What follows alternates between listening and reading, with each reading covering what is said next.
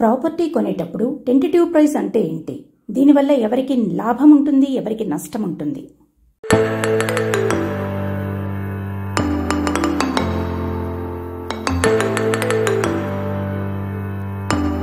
సొంత ఇల్లు అన్నది సగటు మధ్యతరగతి వాడి కల. కొన్న ఏ వస్తువునైనా 10 రోజులు చూసుకుంటూ ఆనందపడే మధ్యతరగతి వాడు తన కలని సాకారం చేసుకునేటప్పుడు ఉన్న ఎగ్జైట్మెంట్ని మాటల్లో చెప్పలేము. అయితే ఈ ఎగ్జైట్మెంట్లో చేసే తప్పిదాలు తన కలని కళ్ళలుగా మార్చే అవకాశాలు ఎక్కువగా ఉంటాయి. కాబట్టి సొంత ఇల్లు కొనే విషయంలో అప్రమత్తంగా ఉండాలి. తొందరపాటు నిర్ణయాలు కానీ, నిర్లిప్తత కానీ ఎన్నటికీ మంచిది కాదు. ఒక వ్యక్తి యొక్క బలహీనత వేరొక వ్యక్తికి కానీ లేదా వ్యక్తులకు కానీ బలం కాకూడదు. ఏది ఏమైనా అపార్ట్మెంట్ కల్చర్ పెరిగిపోయింది. ఇది సేఫ్టీ అని కావచ్చు, ఇండివిజువల్ రిస్క్ తక్కువని కావచ్చు, లేదా సెక్యూరిటీ అని కావచ్చు. ఏది ఏమైనా అందరూ రెసిడెన్షియల్ అపార్ట్మెంట్స్ అయితే చూస్తున్నారు. కన్స్ట్రక్షన్లో ఉన్న అపార్ట్మెంట్స్ తీసుకునే వాళ్ళు కొందరైతే కన్స్ట్రక్షన్ కంప్లీట్ అయిన అపార్ట్మెంట్స్ని తీసుకునే వాళ్ళు మరికొందరు. ఇప్పుడు మనం మాట్లాడుకునేది కన్స్ట్రక్షన్ కంప్లీట్ అయిన ఆక్యుపెన్సీకి రెడీగా ఉన్న అపార్ట్మెంట్స్ గురించి కానే కాదు. కన్స్ట్రక్షన్లో ఉండి ఆక్యుపెన్సీకి మరింత సమయం పడుతుందన్న అపార్ట్మెంట్స్ గురించి మాట్లాడుకుంటున్నాం. అంటే అండర్ కన్స్ట్రక్షన్ అపార్ట్మెంట్స్ అన్నమాట. ఇలా అండర్ కన్స్ట్రక్షన్లో ఉన్న రెసిడెన్షియల్ అపార్ట్మెంట్స్లో ఫ్లాట్ తీసుకోవాలని కలలు కంటున్న ప్రతి ఒక్క మధ్యతరగతి వ్యక్తి ఆలోచించాల్సినటువంటి విషయాలు. ఎప్పుడైనా ఫ్లాట్ కొనేటప్పుడు టెంటేటివ్ ప్రైస్ అనే పదం విన్నారా? అవునండి. మీరు బిల్డర్తో అగ్రిమెంట్ చేసుకునేటప్పుడు ఆ అగ్రిమెంట్లో ఇచ్చే ఫిగరే టెంటేటివ్ ప్రైస్ అన్నమాట.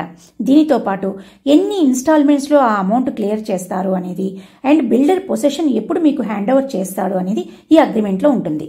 అయితే ఈ టెంటేటివ్ ప్రైస్ మారకుండా ఉండాలి అంటే బయ్యర్ చాలా జాగ్రత్తగా ఉండాలి. అదేంటో ఈ వీడియోలో చూద్దాం. టెంటేటివ్ ప్రైస్ అనేది అప్పుడున్న మార్కెట్ వాల్యూని బట్టి నిర్ధారించడం జరుగుతుంది. ఇది బయ్యరు బిల్డరు మ్యూచువల్గా అండర్స్టాండింగ్తో ఉన్నంత వరకు ఏమీ మారదు.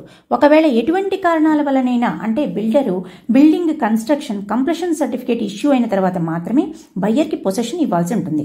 అలా కాకుండా ముందే పొసెషన్ ఆఫర్ చేసినట్లయితే అది న్యాయసమ్మతం కాదు, అంటే ఇల్లీగల్ అన్నమాట.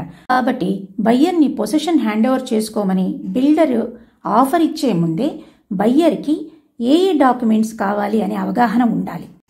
Number 1 building approval planning. Number 2 building construction completion certificate. Number 3 fire fighting certificate. Number 4 structural engineer certificate. Number 5 defect liability period ఎంత అని తెలుసుకోవాలి. Number 6 parking allotment area. So under construction flat కొనుక్కోవాలనుకుంటున్న ప్రతి ఒక్కరూ జాగ్రత్తగా ఉండాలి. ఒకవేళ బయ్యర్ డిఫాల్ట్ అయినట్లయితే, అతనికి హౌసింగ్ లోన్ ఉన్నట్లయితే దానికి సంబంధించి బ్యాంకర్ టైటిల్ డీడ్ డిపాజిట్ చేయని కారణంగా వేసే పినల్ ఇంట్రెస్ట్, బిల్డర్కి ఫుల్ పేమెంట్ చేయని కారణంగా బిల్డర్కి రావాల్సినటువంటి అవుట్ స్టాండింగ్ అమౌంట్ పైన వేసే ఇంట్రెస్ట్, దీనికి తోడు టెంటేటివ్ ప్రైస్ కూడా మారడం జరుగుతుంది. దీనికి కారణం ఏంటంటే ఆ ప్రాపర్టీకి అప్పటి మార్కెట్ వాల్యూని బట్టి, అప్పటి డిమాండ్ని బట్టి బయ్యరు తాను డిలే చేసిన కారణంగా బిల్డర్కి జరిగిన నష్టాన్ని భర్తీ చేసుకోవడానికి బిల్డరు ఈ టెంటేటివ్ ప్రైస్ని ఇంక్రీజ్ చేయడం జరుగుతుంది. సో వ్యూయర్స్, ఇలాంటి యూస్ఫుల్ ఇన్ఫర్మేషన్ మీ ముందుకు తీసుకురావడానికి ఎంతో ఎఫర్ట్ పెట్టాల్సి వస్తుంది. సో ఈ ఎఫర్ట్ని మీరు రికగ్నైజ్ చేయాలనుకుంటే లైక్ చేయండి. మీకు తెలిసిన వారికి ఇన్ఫర్మేషన్ యూస్ఫుల్ అనిపిస్తే తప్పకుండా షేర్ చేయండి. ఇలాంటి మరిన్ని ఇన్ఫర్మేటివ్ వీడియోస్ చూడడానికి సబ్స్క్రైబ్ చేసుకోండి.